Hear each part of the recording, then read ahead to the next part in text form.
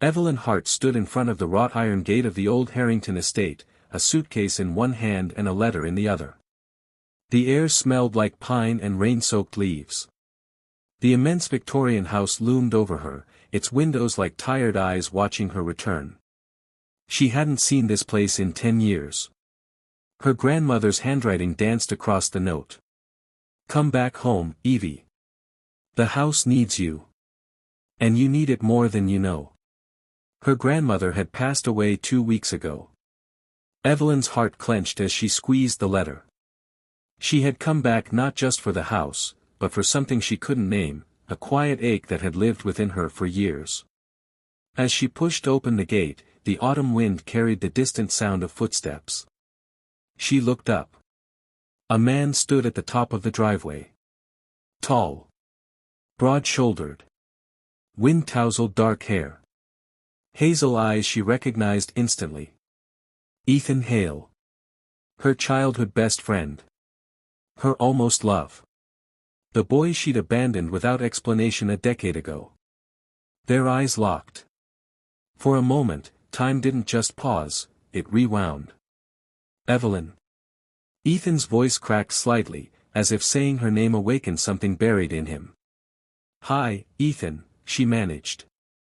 He took a step closer, hesitating. "You came back." She nodded because speaking felt impossible. He looked at the house and then back at her.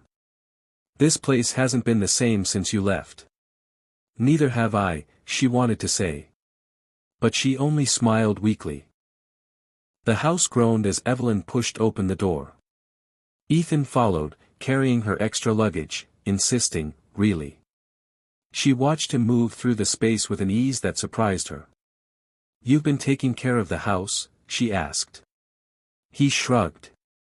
"Your grandmother asked me to. And besides, someone had to." There was something hidden in those words. Something he wouldn't say. But Evelyn didn't push.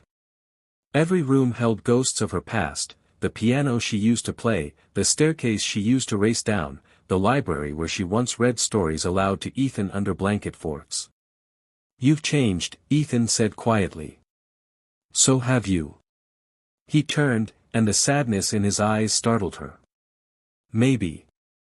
But some things stay exactly the same." The silence between them thickened, heavy with 10 years of unspoken words. Finally, he cleared his throat. "I should let you rest." "Ethan," she blurted, "thank you, for everything. For taking care of my grandmother. For taking care of this place." He gave a sad half-smile. "I couldn't save everything." Before she could ask what he meant, he walked out. Leaving her with more questions than memories. Evelyn began cleaning the attic the next morning, hoping to distract herself. While dusting an old trunk, she found a bundle of letters tied with a red silk ribbon. The handwriting wasn't her grandmother's. It was Ethan's. Her breath caught. She opened the first one. "Evie, it's been a week since you left. I don't know why you're gone. But I miss you already." Her hands trembled as she read the next. "It's been 2 years. I keep waiting to hear from you. Just one message. One sign you're okay. And another. 5 years now. They say I should move on. But how do you move on from the one person who feels like home?" Tears blurred the words. Ethan had written to her for 10 years. 10. And she had never known. Behind her, a floorboard creaked. She turned. Ethan stood in the doorway, frozen. "You weren't supposed to find those." "Ethan," her voice broke. "Why didn't you tell me?" He laughed softly, the kind of laugh one makes after a decade of holding something heavy. "I tried. Every letter was something I wanted to say but couldn't. You didn't want to talk to me then. I thought, maybe you didn't want anything from me." "That's not true." "Then why did you leave without saying goodbye?" She closed her eyes. "Because I was scared I wasn't enough. Because I thought love could only hurt." Because losing you terrified me more than never having you. But she said none of that. I'm sorry, she whispered. Ethan shook his head and walked away. This time, she didn't let him. She caught his arm at the top of the stairs. Ethan, please. Talk to me. He turned slowly, his voice raw. I waited for you. 10 years, Evelyn. 10. I know. No, he cut in, you don't know. You don't know what it was like wondering if you were okay. Wondering if you hated me. Wondering if you ever thought about me. Her throat tightened. I thought about you every day. His eyes softened. Then why didn't you come back? Because, she said, voice trembling, I loved you. Too much. And I didn't know how to handle it. His breath hitched. Silence stretched, thick, electric, vulnerable. Finally, he spoke. Evie, do you still? She nodded before he could finish. Yes. He closed his eyes like the word was a prayer he'd been waiting for his entire life. That night, a storm swept across Melrose Hill. Thunder rolled like the earth was remembering something painful. Evelyn couldn't sleep, her mind tangled with memories and regret. A soft knock at her door. Ethan. Can I come in? She nodded.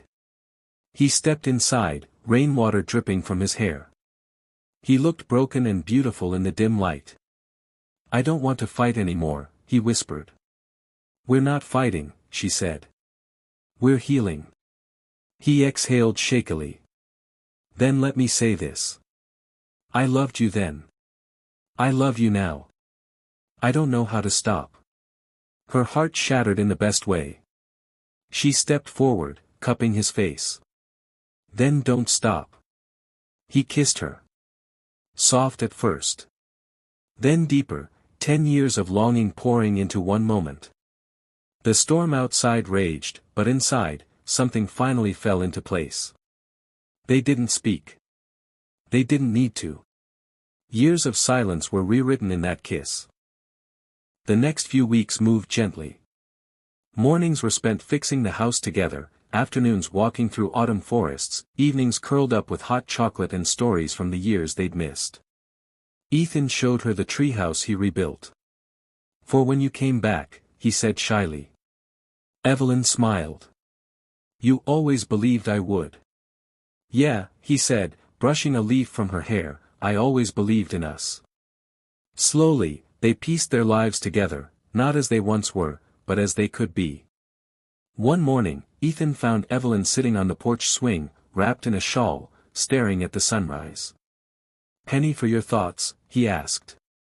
She took a long breath. I think, she said, that coming back here was the first time I chose myself. And I think choosing you was the second. And the third, he teased. She grinned. Choosing our future. His eyes softened. Evie, will you stay? She reached for his hand. I'm not going anywhere. Exactly a year after her return, the Harrington estate looked alive again, flowers blooming, windows polished, laughter filling every corner. Evelyn stood under the old willow tree, waiting. Ethan approached in a crisp shirt, eyes shining brighter than the autumn sun. You look beautiful, he whispered. She blushed. So do you.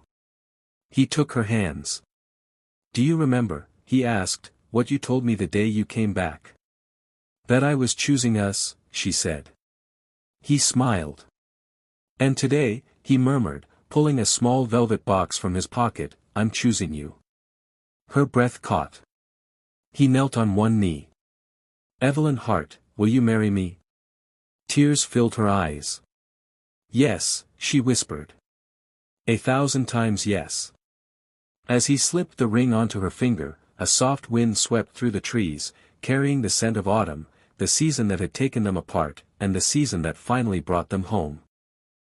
Years later, people still talked about the couple of Melrose Hill. The girl who left. The boy who waited. The love that survived everything. And every autumn, when the leaves began to fall, Ethan and Evelyn would walk hand in hand through the town, reminding themselves that no matter how far life took them, some hearts are always destined to find their way back home.